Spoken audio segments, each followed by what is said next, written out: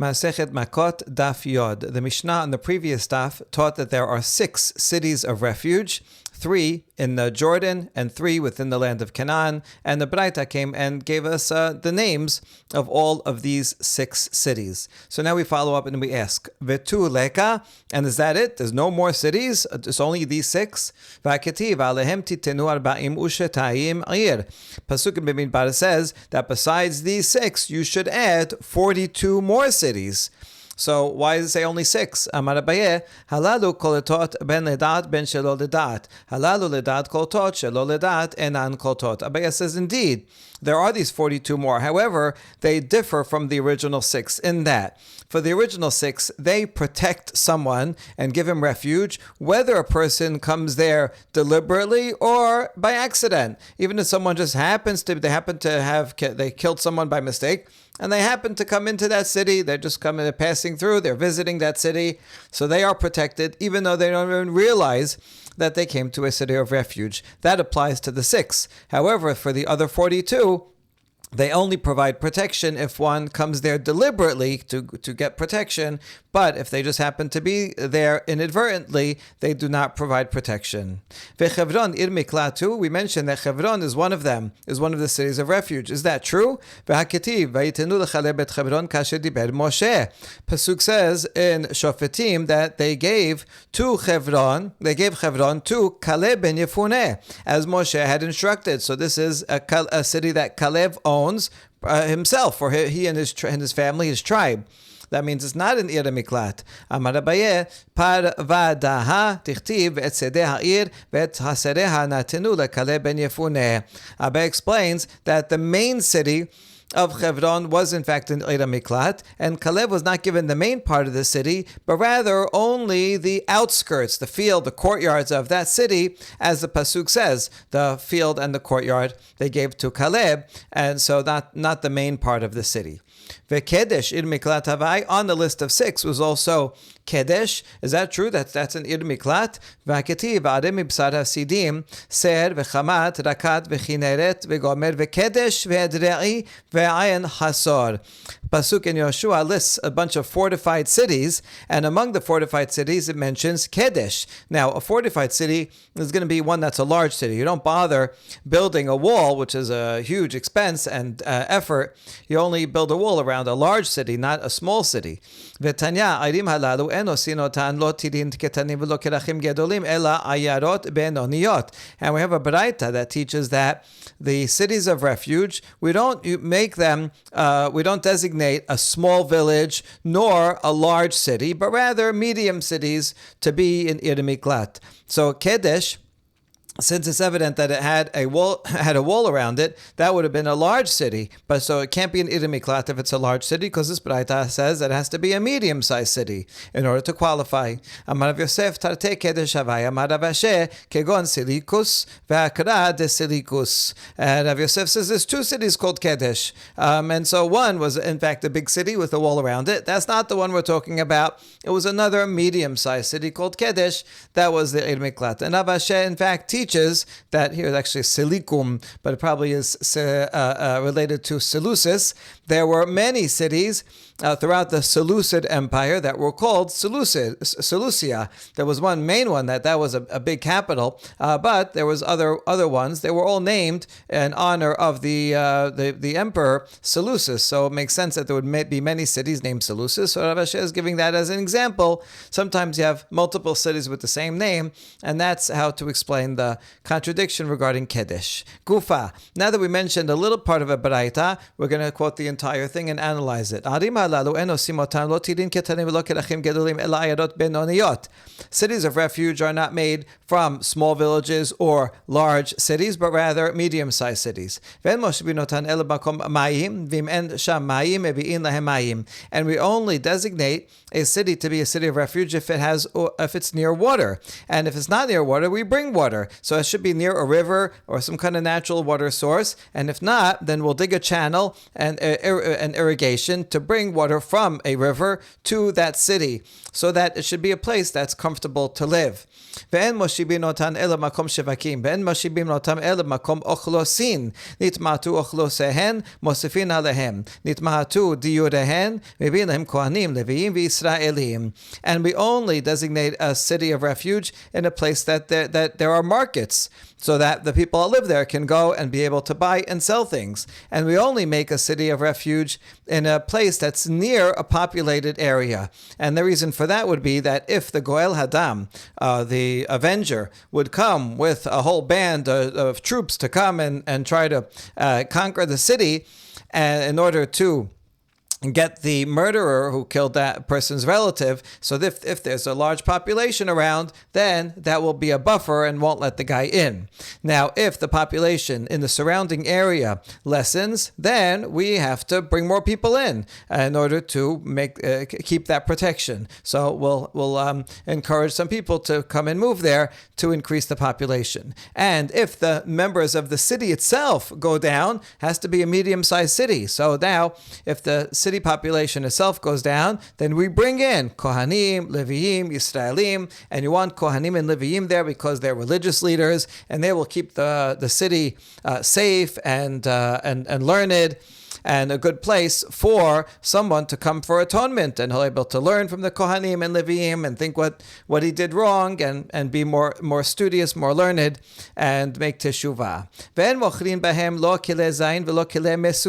Baraita continues and says, in the city of refuge, we do not allow the sale of weapons or hunting tools. Rabbi Nechemiah says that because he doesn't want there to be violence in that city, and that way will ensure that if the Goel Adam happens to come into the city, there won't be any gun stores, there won't be any knife stores, so even if he wants to, he won't be able to get at least nothing locally as a weapon that he can use, nor hunting things that might be used for violence. It's going to be a very peaceful city. Hachamim, however, permit this. Ve'shavin she'en porsin betochan mesudot ve'en mafshilin letochan chabalim kedei shelo teregel Goel Hadam mesuya sham. But Rabbi Nechemiah and Chachamim both agree that we do not let anyone spread nets in the city of refuge, presumably to catch animals, but maybe a Goel Adam will come there and he'll try to spread a net to catch the murderer. And we also do not braid ropes there, because to braid ropes, you have to spread them out, and that's kind of like spreading out a net, and it'll be easy to use those ropes in order to catch someone. And so we don't want to have that at all, so that the foot of the blood redeemer will not be found there. The blood redeemer will not be encouraged to come to that city. He says, I'll go there, I'll get a net, I'll figure out a way. No, there's no ropes here, there's no nets that can be placed here. And that way the Goel Adam will be discouraged, because it'll be a place that is free from violence. Amar Rabbi Yitzchak, Mai keda v'nas elachat min ha'arim ha'el v'chai abid le'midi teteve le'chayuta. So Rabbi Yitzchak says, how do I know these laws? Where do I derive it from? From the pasuk that says that the murderer, by mistake, he shall flee to one of the cities and live. It's not enough that he just flee, he has to be able to live there. So we do all kinds of things in order to make sure that he can live properly, he has water, he has a marketplace, and he has safety that he can rely on. Tana, Talmid shegala maglin rabo imosh lemad v'chai abid le'midi deteve le'chayuta. We learn something else from the word v'chai. Let's say it's a student that killed someone b'shogeg, and now he has to go into exile. How's he going to live without his teacher? So, if the student goes into exile, we tell his teacher, sorry, you have to move and go into exile with him so that you can continue to teach that student, because that student has to live. It doesn't mean only physical nourishment of having marketplace and water and safety, but also that he should have spiritual life, and he needs his teacher there with him. Amar Rabbi Ze'ira, mikan shelo yishne adam letalmid she'eno hagun. Rabbi Ze'ira says, we learn from here that a person should not teach a student who's unfit, because just in case, if you teach someone who is not fit, who's not careful, and he puts other people in danger, he speeds, whatever, he carries heavy things and without proper ropes and all that. So if you teach someone who is not proper in his behavior, then he may come to kill someone by mistake. And then you, the teacher, will have to go into exile with him. So a teacher is responsible for the actions of the student, even actions that are not on purpose, but only because of negligence. And therefore, a teacher, if he sees a student is not worthy, do not teach him. Or if you are teaching him, make sure he knows that he has to always be very careful with the safety of others. Amar Rabbi Yochanan, harav shegala maglin yeshivato imo. And the other way around. If a teacher kills someone by accident and he has to go into an Ir Miklat, his whole yeshiva and all the students come with him because that's what he needs. And now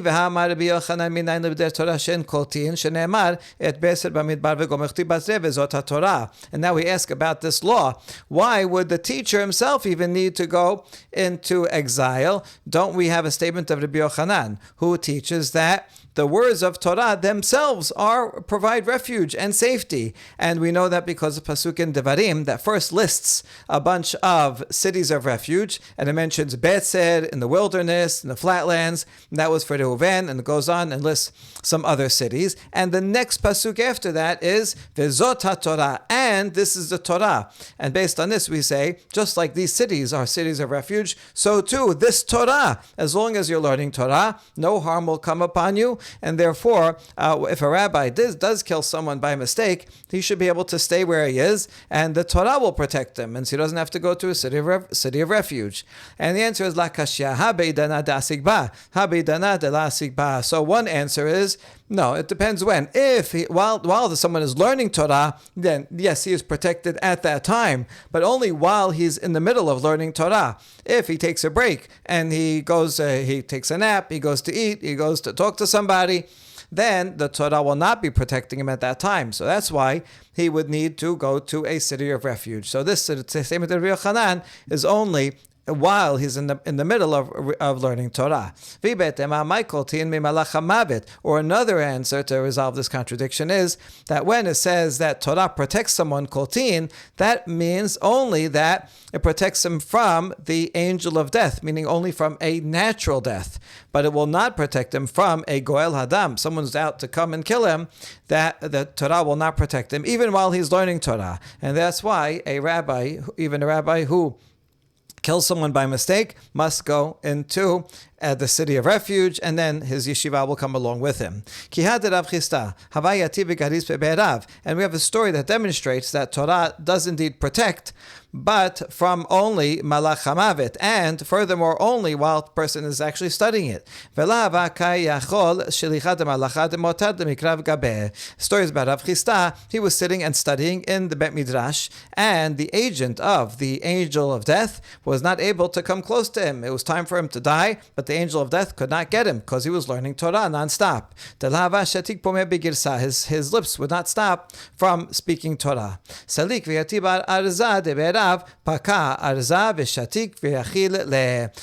the angel of death used a trick. He went and sat on a cedar tree outside, and the cedar tree broke and distracted Rav Chisda. And at that moment, when he was distracted and he stopped learning Torah, then the angel of death was able to come get him. There's a very similar story regarding David HaMelech back in Masechet Berachot. And so that proves that Torah only protects from malach hamavet, and only when someone is actually studying Torah. So therefore, even a teacher who kills inadvertently will still have to go to the city of exile. Now regarding the pasuk that we just mentioned, that says Beser, that was a city of refuge in the area of the tribe of Reuven. How come he had merit that his city was mentioned first? It's because in the incident of Yosef, Reuven was the first to try to save him. As it says, Reuven heard and delivered him from their hands, and he says, no, let's not kill him, let's just put him in the pit. And so since Reuven was first in at least trying to save Yosef, therefore, his city of refuge, also saving people from death, is mentioned first. Rabbi Simlai asks, how come it says in the pasuk in Devarim, then Moshe separated 3 cities beyond the Jordan to the east of the sun? Why does it have to say to the east of the sun? It says beyond the Jordan, so why do I need the extra words to the east of the sun? Amar lo hakadosh baruch hu leMoshe, hazrach hashemesh larosechim, ikadamre So it means metaphorically, not literally east of the sun, although your Jordan is further east, but we know where the Jordan is. So rather, it means that Hashem told Moshe, shine the sun for murderers. In other words, by providing them with the city and everything that they need, you will give them refuge, and that's like a shining sun. It's all dark for him if he knows that someone's going to come kill him, and so this will shine light to them. Another version is in the past tense. You have shined light for the murderers. The difference might be that once Moshe designated those cities, according to the second interpretation, that Moshe completed the task. He shined the light for the murderers. However, according to the first one, he's not yet done with the task. He still has to do all the other things that we mentioned to make sure it's a city that's safe and there's no dangers and it has water and things like that. And furthermore, the cities that Moshe designated would not actually would not be eligible for use until afterwards when all 6 cities. So the first one is looking more future forward. You did this, and now you will give them a refuge, whereas the first one says that the fact that you've done this already is giving them refuge and shining the sun for the murderers. Darash, they deserve it because they killed by accident, so they deserve to have this salvation. Darash Rabbi Simai, Ma'dichti woheb kesef lo yispa kesef, humi yoheb behamon lo tebu'ah. Rabbi Simai says, what does this pasuk mean in Kohelet? He who loves silver should not be satisfied with silver. It's never enough. A person says, I want $1 million, and they need 2 million, and so on. And the second half of the pasuk says, and he who loves abundance with increase. Something like someone who loves abundance. Now you could read it different ways. Lo tibuah. He will never have enough grain because he loves abundance. So it's always going to be more and more. That would make it parallel to the first half regarding kesef. But we're going to see the Derashah is going to read it as not lamed aleph, but as if it's lamed vav. To him will be tibuah. Let's see. Oheb kesef lo yispa kesef. Ze Moshe Rabbeinu. Sheyodea she'en shalosh ash'arim שבעבר הירדן, קוטות עד שלא נבחרו 3 בארץ כנען. ואמר, מצווה שבא לידי אקיימנה. Now, generally, we think this pasuk is a negative one. Anyone who's greedy for money is never going to have enough money. But here, we flip it around to be a positive and apply it to Moshe Rabbeinu. He knew that the 3 cities that are on the eastern side of the Jordan are not going to provide refuge. They're not going to take effect until the 3 cities in the land of Canaan are chosen. So during Moshe's own lifetime, these cities won't yet be usable. So Moshe could have just said, forget it, I'm not going to do anything because it's not going to be used anyway in my lifetime, so I won't bother even starting. But Moshe didn't say that. He says, there's an opportunity to do a mitzvah, I'm going to fulfill it. Even if he won't be able to finish it, because it won't be usable till afterwards. That's how much Moshe loved the mitzvot. So the kesef here is not literally money. That's not a good thing to be greedy about. But to do kind deeds, that's a great thing to be passionate about, to always be looking for doing more good deeds. And this is especially true here with Moshe at the end of his life, when he did so many wonderful, amazing things, and yet he didn't say, I had enough, I did a lot in my life, I can retire now. He never retired from doing good deeds. Behamon lo tebuah. Lemina ele lamed behamon mishekol tebuah shelo. In the second half also we take in a metaphorical way. He who loves abundance, this is talking about someone for whom it is fitting to teach in public. So behamon means, and not hamon as in abundance, but hamon as in many people. So who is fit to teach masses? Someone who has all the grain. And grain here doesn't literally mean grain, but rather someone who knows all of Torah. He knows Torah, Nevim, Ketuvim, Mishnah. He's full of Torah, so that person is worthy of teaching in public. V'hainu damar Rabbi Elazar. Ma'dichtivim malel gevurot Adonai yashmi'a kol tehilato, lemina el lamed lemalel gevurot Hashem, mi sheyachol hashmi'a kol tehilato. That's similar to what Rabbi Elazar wrote. What does this pasuk mean? Who can express the mighty acts of God or make all his praise heard? What do you mean, all his praise? So it means, who is fit to speak of God's greatness in teaching Torah? Only someone who can teach all of his praise, meaning he knows all the parts of Torah, so that person is worthy to teach Torah to the public. V'Rabbanan v'item Rabba bar Mari amar, mi ohev behamon lo tebuah, kol ohev lamelamed behamon lo tebuah. So the rabbis, and some say, Rabba Marmari, they teach the same pasuk in a very similar way, but actually in the other direction. Anyone who loves teaching in public will have increase. So it's not before we said anyone who knows all of Torah, therefore you can't teach in public. Here it's going the other way. If you love teaching in public, then you'll have much success in your learning, and it will increase, and you'll get more knowledge, and so on. And as soon as they said that, everybody looked at Rabba Bered Rabba, because he was someone who loved teaching Torah in public, and he was blessed with children who were Torah scholars, and his Torah knowledge increased. Siman Asher Lilmod Ravina Lelamed. A mnemonic for the next couple of derashot is Asher is going to talk about learning, and Ravina is going to talk about teaching. Rav Asher Amar Kol Ohev Lilmod Behamon Lo Tebuah. V'hainu Damar Rabbi Yosef Rabbi Chanina Ma Dichtib Chereb El Habadim V'No'alu Chereb Al Savere Sonehem Shel Talmidei Chachamim Sheyoshvin Voskin B'Torah Bad Bebad. Rav Asher says anyone who loves learning Torah in public. In other words, not good to just learn Torah by yourself, alone in a room. You have to learn in public with colleagues, with chevrutot, and have discussions with many people.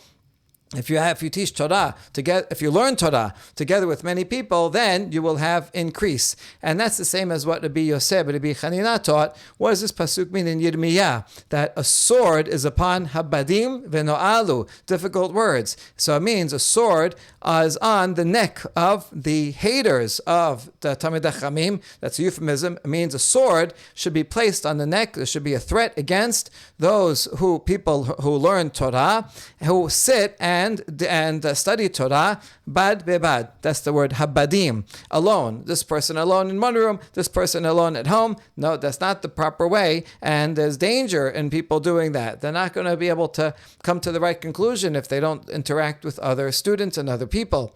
Not only will they not have success and danger, but they become more and more foolish. It says in this pasuk ve'no'alu, and it says in Bimidbar, for we have been foolish, no'alnu. So we learn from there that word ve'no'alu means to be foolish. V'lod ela shechotin shenemar v'asher hatanu. And not only that, they'll become foolish in their Torah, but they will also come to sin, as it says in the continuation of that pasuk, asher no'alnu v'asher hatanu, and we have sinned. V'ba'etema mehacha ve'no'alu sareh so'an. Or we can learn a similar derivation from a different pasuk from in Yeshaya. This is the ministers of So'an have sinned, and that word sinned is no'alu, and so over here also means that there is a sword upon those who sit and learn by themselves, and they will become foolish is one interpretation, and ve'no'alu the other interpretation, and they will come to sin. Ravina Amar Kol Ohev Lelamed Behamon Lo Tebuah. So Ravina, unlike Rav Asher, applies the ruling, the teaching, not to people who study Torah in private. So it's important to study Torah in public. Ravina says also one should teach Torah in public. If someone loves doing that, then they will have increase. And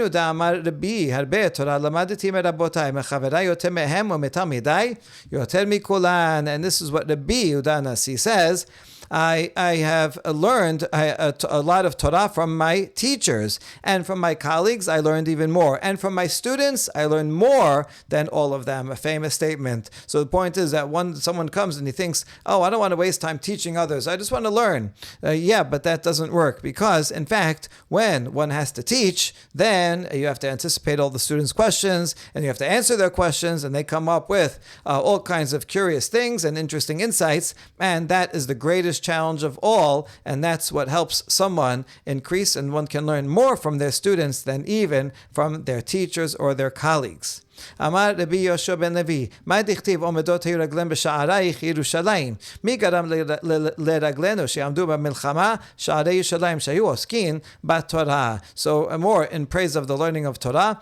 Rabbi Yoshua ben Levi says, what does this pasuk mean? Our feet were standing in your gates, Yerushalayim. Who caused their feet to be able to stand up in war? What gave them success in fighting wars? It was Sha'arei Yerushalayim, the gates of Yerushalayim, because that's where they learned Torah. So it's because of the merit of their learning Torah that they were able to have success when they stood up, meaning in war. Rabbi Yoshua ben Levi, Mai dichtib shira ma'alot David, samachti be'omerim li, bet Adonai nelech. Rabbi Yoshua ben Levi also made a derasha on this pasuk in Tehillim, the pasuk right before the one that we just said. Song of ascents, I have rejoiced when they said to me, let us go to the house of God. Who are these people that told David, let's go to the house of God? See, it's strange because there was no house of God in the time of David. David was not able, even though he wanted to build the Bet HaMikdash. It was only built during the time of Shlomo. So what does it mean that David was happy when people said, let's go to the Bet HaMikdash? Amar David Lifnei HaKadosh Baruch Hu, Ribono shel olam, shamati bnei adam שהיו אומרים, מתי ימות זקן זה ויבוא שלמה בנו ויבנה בית הבחירה ונעלה לרגל ושמחתי. David said to HaKadosh Baruch Hu in this prayer, Master of the universe, I heard people that were saying, when will this old man finally die? Referring to King David. And so that his son Shlomo can come and build the Bet HaMikdash, so that we can go and make pilgrimage up to the Bet HaMikdash. So people were saying about that, about David. Everybody knew that David was not able to build the Bet HaMikdash, but it would be built in Shlomo. So they couldn't wait. They didn't want to wait so long. So they were hoping for David to die so that Shlomo could come and then they could come and visit the Bet HaMikdash. Now, most people would be upset by that, but not King David. He was happy. He was like, I'm so happy that people are excited to build the Bet HaMikdash. And so, Samachti be'omrim li, I was happy, even though people said, oh, we can't wait till people die, or till King David dies. But their hope was for a good reason, because they wanted Shlomo to come and build the Bet HaMikdash, and King David was happy that they were feeling like that. Amar lo HaKadosh Baruch Hu, ki tob yom b'chaserecha me'alef, tob li yom echad she'ata osek b'torah lefanai me'elef olot, she'atid Shlomo bincha la'akrib lefanai al gabei hamizbeach. However, Hashem said, no, you know what? One day is better for me in your courtyard than 1,000. What does that mean? Better one day in your courtyard than 1,000. Hashem told King David, better one day that you are learning Torah before me, right, is dearer to me than 1,000 olah offerings that Shlomo, your son, is going to sacrifice on the Mizbeach. So therefore Hashem says, I am not praying the same prayer that they are. They're like, oh, we can't wait till David dies so we can have Bet HaMikdash. Hashem says, what I like the most is Torah learning. That's more important for me. And David, every day that you are continuing and doing your thing and learning Torah and being righteous, that's more important. So therefore, David, you're going to have a long life. And one day when the Bet HaMikdash comes, it'll come at the right time. But for Hashem, the learning of the Torah is greater than even 1,000 Korban Olaz. The Mishnah further taught, Umechuvanot lahem derachim, that there are roads that are aligned to connect the various cities of refuge to all the places in Israel. Tanya Rabbi Eliezer ben Yaakov Omer, Miklat haya katuv al parashat derachim, kedesh yakir harosech v'yifne lesham. And Baraita, Rabbi Eliezer ben Yaakov explains that they had signs with the word Miklat at every crossroad, so that if someone killed by mistake, he would be able to easily find the Ayir Miklat, kind of like exit signs in a big building, so that you can always get there as quickly as possible before the Goel Adam would find him. Amar Rav Kahana, Maikera, Tachin lecha derech, aseh lecha hachana la derech. Rav Kahana says, what's the pasuk that this law is based on? From Devarim, in that chapter on Ir Miklat, it says, prepare the road. That means perform for you preparations of the road so that you can find it easily. Rav Chama bar Chanina pitcha lahai parshata mehacha tov v'yashar Adonai al ken yoreh hatta'im badarech im lehatta'im yoreh kavachomer lasadikim. When Rav Chama bar Chanina would teach the laws of Ir Miklat and Rosech Beshogeg, he would begin his lecture by explaining the following pasuk in Tehillim. This was usual format, that before going into a certain subject, you start off with a pasuk often from Mishle or some place that's far away from the local pasukim, but that introduced the theme that you're going to talk about, and then that would be a formal and poetic introduction and thematic introduction to the Pesukim themselves. So he would use this Pasuk in Tehillim that says, good and upright is God, therefore he directs sinners along the way.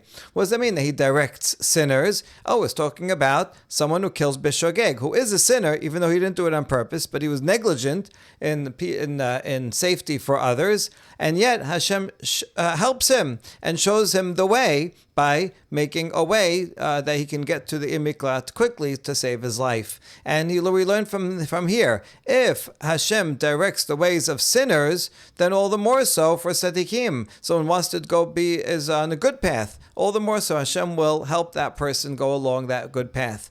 Rabbi Shimon ben Lakish patach la pitcha lahai parshata mehacha. Reish Lakish, he would introduce the laws of Ir Miklat with using this pasuk. V'asher lo sada v'Elohim inna liyado v'gomer kasher yomar mishal hakadmonim mersha'im yeser rasha. So regarding the pasuk, and one who did not lie in wait, but God caused it to come to his hand, and he killed a person, Hashem says, I will appoint a place where he may flee.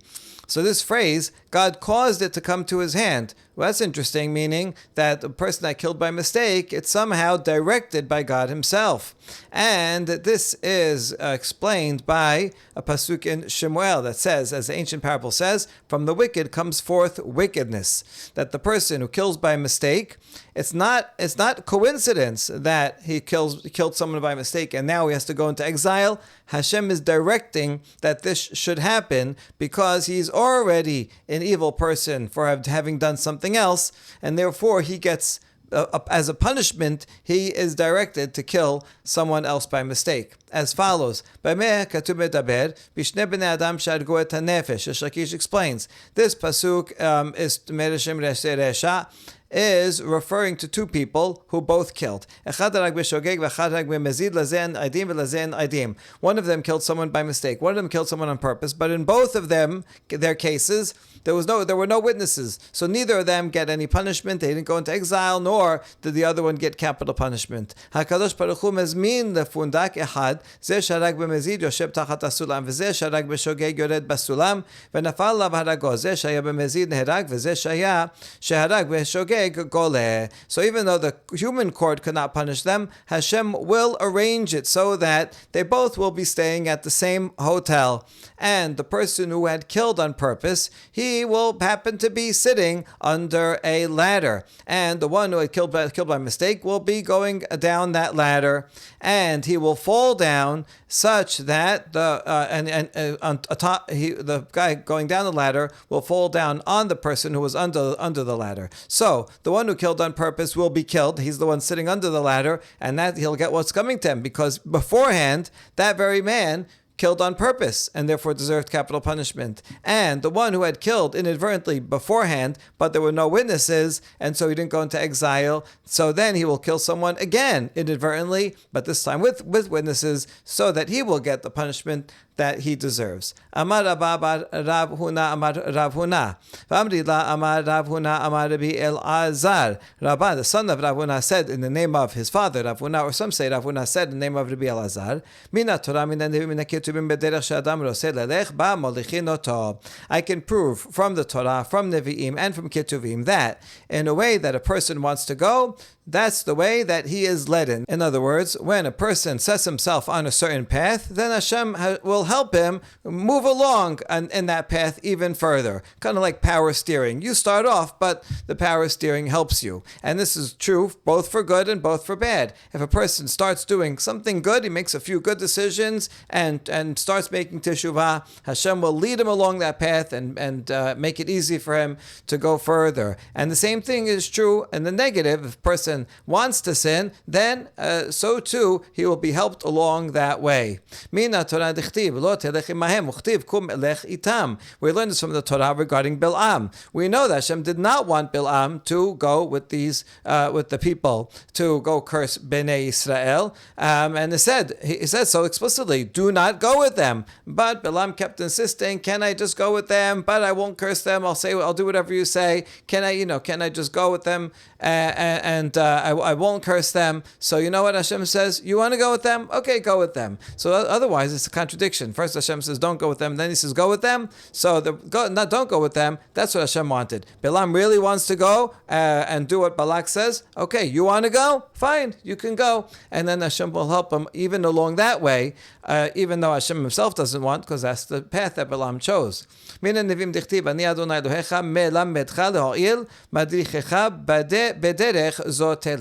from the prophets, from Yeshaya. I am Hashem who teaches you for your prophet, who leads you on the path that you go. You choose the path that you want to go on, and Hashem will lead you to that path. So be careful in the beginning, the first which path you're going to choose, because then you're going to keep going down that path. Mina ketubim dichtib imla lesimhu yalis vela anavim yiten chen. We learn it from also ketuvim in Mishle. If one seeks the cynics, God will cause him to join the cynics, but to the humble, he will give grace. So if you're going to go sit with the cynics, then you're going to continue being with them. But if you're humble, then Hashem will help you to stay humble and do good things. Amar Rav Huna, Roseach shegala d'ir miklat, umsao goel hadam v'arago patur. Rav Huna teaches that if an inadvertent killer is on his way to an ir miklat, but doesn't get there yet, and the goel hadam finds him and kills him, the goel hadam is not liable. Kasabad velo en mishpat mavet begoel hadam hu dichtiv. And his derivation is from this pasuk. Let's look at the full pasuk inside. It says that he should, someone who killed by mistake should go to one of these cities and he will live there. Why? Pen yirdof goel adam acharei haroseach. Because otherwise, the blood avenger will run after that inadvertent killer. Ki acham levavo, when his anger overtakes him, v'sigo. Ki yirbeh derech v'ikau nafesh, if the way is far, so then it'll be easy for the goel adam to catch up and get him on the way and kill him. Ve'lo en mishpat mavet, ki lo sonehu lo mitemol shilshom. Because to him there is no judgment of death. The question is, this pronoun velo, who is it referring to? Rav Huna says it's referring backwards to the goel hadam. The goel hadam, if he finds the guy on the way, because it's a long way and he is able to kill him, the goel hadam has no sentence of death. He has no punishment if he does that. According to this reading, you'd have to kind of put a period here and then say that the continuation is changing the pronoun to refer to the inadvertent killer. That the inadvertent killer, he did not hate the victim who he killed from beforehand, from the day before, or from 2 days before. So even though he didn't hate him and kill him, and nevertheless, since he did kill the other person, although albeit inadvertently, because he did kill, the goel adam has a right to kill that inadvertent killer if he did not yet get to the ir miklat. So that's the way Rav Huna is reading this pasuk. So let's see it again. That phrase, he has no guilt of death, is referring to the goel hadam. Now we have a challenge against Rav Huna from a baraita. According to this baraita, that same phrase, the pronoun velo, is not referring to goel hadam, but rather to the inadvertent killer. Now this baraita brings up the other possibility. You sure it's the roseach? Maybe it in fact is talking about the goel adam. So keep reading till the end of the pasuk, and it says he did not hate him from the day before. So that clearly is talking about the inadvertent killer. So if we look back at the pasuk, actually it's quoting the exact words from pasuk 4, Vehu lo soneh lo mitemol shilshom, and that clearly is talking about the roseach. But here also in pasuk 6, which is immediately connected, it has almost the exact same words. So anyway, this phrase here at the end of the pasuk is clearly referring to the roseach. He did not hate him from before, and that's that's the reason to explain why velo and mishpat mavet, the roseach does not deserve the death penalty, because he was not premeditated. He did not hate him from before. He had no motive to kill this other guy. So clearly it was an accident, and that's why the killer does not deserve the death penalty, and so he should get a chance to run to the Eid Miklat. So you see in this reading of this Baraita, it says Elo Mishpat Mavet, that the pronoun over here is dictated by what comes after. This law has to be Rotseach, this law has to be Rotseach, whereas Rav Huna said the law is referring to what comes at the beginning of the pasuk, Logo El Hadam. So this Baraita says a different interpretation than Rav Huna. So how can Rav Huna answer this? Rav Huna has a different baraita that he relies on, the Tanya. In this baraita, that same phrase, V'lo en mishpat mavet, he says, is referring to Goel Hadam. The Goel Hadam gets no verdict of death if he kills the Roseach on his way to Ir Miklat. Now this version quotes its conclusion, that's Goel Adam, but then says, wait, how do you know? Maybe it's in fact talking about the Roseach. Keshu omer, ki lo sonehu mitimol shilshom, hare Roseach amur, ha mani mekayem, velo en mishpat mavet, beGoel Adam hakatu medaber. Well, since at the end of the pasuk, it says, he did not hate him from the day before or 2 days before, so that phrase is already talking about the Roseach, and I can learn from that alone that the Roseach does not deserve the death penalty, because he didn't hate him before. So I don't need the phrase before that he doesn't get a verdict of death. I don't need it. It's redundant, because I already know from this reasoning over here that the Roseach does not deserve the death penalty. So what is this phrase then coming to teach? Velo en mishpat mavet.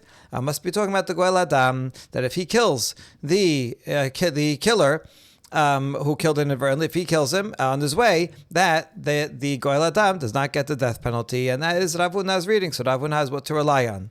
Tenan Mosrin lo shene tamidei chamim shema yhargenu baderech vidaberu elav ma'elav dematru be di katil bar ketalahu. A challenge against Rav Huna from the Mishnah that says, our Mishnah says that on his way of the once they give him a verdict, you're a killer. Inadvertently, you have to go to Ir Miklat. The Bet Din gives him 2 scholars to go on the way, because we are afraid that the Goel Adam will meet him on the way and will kill him. So doesn't that mean that if the 2 scholars give him a forewarning and say, hey, you better not kill him, and then he does anyway, that he would be a murderer? So can't we learn from the Mishnah that against Rav Huna, that a Goel Adam who kills a killer on the way is liable to the death penalty? Isn't that why we send 2 Talmidei Chamim to warn him so that we can give him capital punishment? La kidetanya vidaberu alav devarim hareuyim lo omrim lo al tinhag bo minhag shofchei damim bishkaga b'maaseh liyado. No, the two scholars are not there to give him a warning so that they can give him capital punishment, but rather, it's as the Baraita says, they speak to him words that are fitting for him. They say, do not treat him like a murderer who murders on purpose. He did it by mistake. It came to his hand. It just happened. So he didn't mean to kill your relative. We're very sorry for that your relative died, but he didn't do it on purpose, and therefore, please do not kill him. Rabbi Meir Omer, hu medaber al yidei asmo shenema v'zeh debar roseach amru lo harbesh tidchut osa. The continuation of Baraita has that Rabbi Meir says that you don't have to send 2 scholars, because the inadvertent killer can speak about himself, and he could try to defend himself. As it says, these are the words of the roseach. So if the Goel Adam finds him, then the killer himself could say, I'm sorry about your relative, I didn't mean it, it was shogeg, please spare my life. So why do you have to send 2 Talmidei Chamim if he could say it himself? And the rabbis responded to the Rabbi Meir saying, no, messengers do a lot. It's much more effective coming from 2 outside people who are objective and learned people who would be respected, and they tell the guy, listen, do not kill him, rather than the murderer himself, who the Goel Adam is angry at, is not going to listen to him to save his own life, but he may listen to two messengers. Amar Mor, Bishkaga ba ma'aseh liyado, Pishita, di b'mezid bar galutu in. So analyzing this Braita, the two scholars tell him, don't kill him because this happened to him in an unintentional way. It was an accident came to his hand. Now, isn't that obvious that an accident came to his hand and that's why he's going to Ir Miklat? Right? It's obvious that if it was b'mezid, then he wouldn't go to Ir Miklat, right? And the answer is, indeed he would. Even someone who kills b'mezid, at first, may go to the Ir Miklat. And we learn that that's true from a Baraita. Rabbi Yosef Rabbi Yehuda Omer. בתחילה אחד שוגג ואחד מזיד מקדימים לערי מקלט, ובית דין שולחים מביאים אותם משם. And the Baraita, Rabbi Yosef Rabbi Yehuda says that at first, the law was that whether someone was shogeg or mezid, they killed someone, they first go to Ir Miklat. Even before they see they go to judgment, they hang out there. And then the Bet Din, when they're ready to try the case, they send to the Ir Miklat a message, hey, bring him to the court, and then they will try him. After they try him, if they deserve capital punishment, they kill him. Shneimar, v'shalchu ziknei iro, v'lakechu oto misham, v'natenu oto b'yad goel hadam v'amet. As the pasuk says, that the elders will send for the murderer and bring him to the city where he lived and where he committed the murder, and they will give him into the hands of Goel Hadam, who will kill him. So you see that this was b'mezid, and nevertheless, at first, the murderer went to Ir Miklat while he awaited trial. Once he was ready for the trial, they brought him to the court, and then, if he was guilty, so then the Goel Adam would kill him over there. Mi shelo nitchayev petaruhu shenemar v'esilu ha'edah et haroser miyad Goel Hadam. Now, if the court decided he is not liable at all, he didn't kill anybody, he's not responsible at all, or he's honest, so then they would simply let him go, as the pasuk says, and the congregation shall rescue the murderer from the hands of the blood redeemer. They rescue him by saying, sorry, blood redeemer, you can't kill him. He's allowed to live wherever he wants, and he goes free. And if the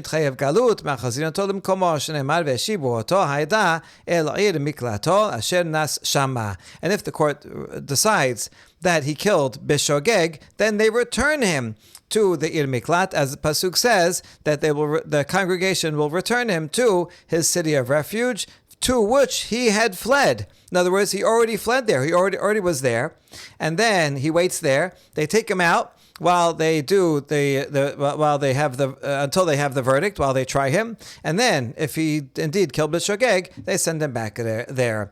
Rabbi Omer, me'asman hen golin, kispurin hen echad shogeg ve'echad mezid koltot, ve'enan yodin shebeshogeg koltot, be'mezid enan koltot. Rabbi has a different view. He says, no, this was not the original law of that, like Rabbi Yosef, Rabbi Yehuda said, but rather, according to Rabbi Yehuda Nasi, the Torah didn't command it. Rather, the people went on their own. The people, they were not so learned, and they thought that whether someone kills b'shogeg or b'mezid, they can go to a city of refuge and it will protect them. But they don't know that it only protects a person who kills b'shogeg, but not b'mezid. But in any case, that's why they went there. Not because that Torah told them to go there, but everybody just went because they didn't know the details of the law. And then, once the witnesses came forward and said, yeah, we saw this person killed, then they would bring him out, take him to court, and then they would decide what to do with him, as described above. Amar Rabbi Elazar, עיר שרובה רוסחים, אינה קולטת שנאמר ודיבר באוזני זקני העיר ההיא את דבריו, ולא שהושבו דבריהן לדבריו. Rabbi Elazar teaches that if the majority of the population of a city are themselves murderers, then that city no longer can be a city of refuge. I guess if you have a city of refuge and so many people who killed b'shogeg come into it, that it's a majority of the population of the city, then that's it. It no longer can take in people and give them refuge. Because the pasuk says in Yehoshua, let's look at the context there. Hashem tells Yehoshua, go tell Bnei Israel that they should make arei miklat as I said to Moshe, so that a Rotseach who killed b'shogeg can run there when he didn't have intention to kill, and then that will be a refuge from the Goel Hadam. And he will run to one of these cities, and he will stand at the gates of the city, and he will speak in the ears of the elders of the city, what his claim. He will have to explain to them what happened. I killed, it was by mistake, here's the situation. Please, can you let me in? And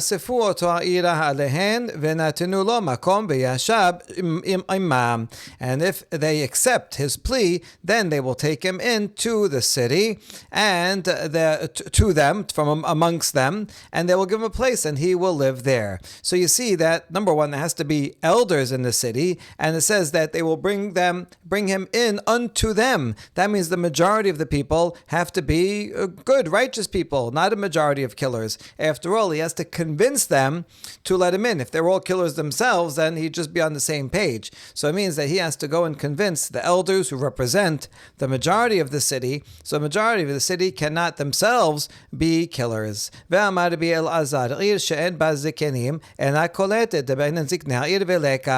Elazar further teaches that if a city does not have elders, then it cannot be an ir miklat, because it says that you have to go to the elders of the city and plead your case, and it doesn't have elders. Itmar ir she'en ba zikenim, Rabbi Ameh v'Rabbi Aseh. Chad amar koletet v'chad amar en omer ena koletet. This law of Rabbi Elazar is subject to a machloket among two other moraim, Rabbi Ameh and Rabbi Aseh. One of them says if it has no elders, it still can offer refuge, and the other says no, it cannot offer refuge. Leman damar ena koletet by naziknei ir veleka. Leman damar koletet misva be'alma. According to one who says it does not offer refuge, because the pasuk says, although it's in Yoshua, but still, it's an important pasuk, and it says the elders of the cities, you don't have it, so it doesn't have the requirement. According to the other opinion, that means that it's a mitzvah. Lechatechila, it's best that there be elders of the city, but it's only a good suggestion that you should have, but if you don't have it, b'diavad, it's still serves as a city of refuge. Rabbi Ameh v'Rabbi Aseh. Chad amar nasa ba ben sorer moreh, v'chad amar en nasa ba ben sorer moreh. You have the same machloket regarding whether a city can judge a child to be a ben sorer umoreh, because there also it says ziknei iro. So we have machloket between the same two sages. If it doesn't have elders, so one opinion says it can still be a city that you can kill a ben sorer moreh, and the other opinion says no, you cannot kill a ben sorer moreh in that city. According to the one who says you cannot declare someone to be a ben sorer, because it says that the father and mother shall take hold of him and bring him out to the elders of the city. Well, if there's no elders, then you can't fulfill the law. And according to the other opinion, that you can make a ben sorer moreh, that just means that you should. It's a mitzvah to have elders of the city, but if you don't, b'diavad, then you can still declare someone to be ben sorer moreh in that city. A third application, Rabbi Ameh v'Rabbi Aseh, chad amar mebi'a egla arufa, v'chad amar ena mebi'a egla arufa. Leman damar ena mebi'a egla arufa ba'inan ziknei ha'ir ahi, ve'leka leman damar mebi'a egla arufa misva be'alma.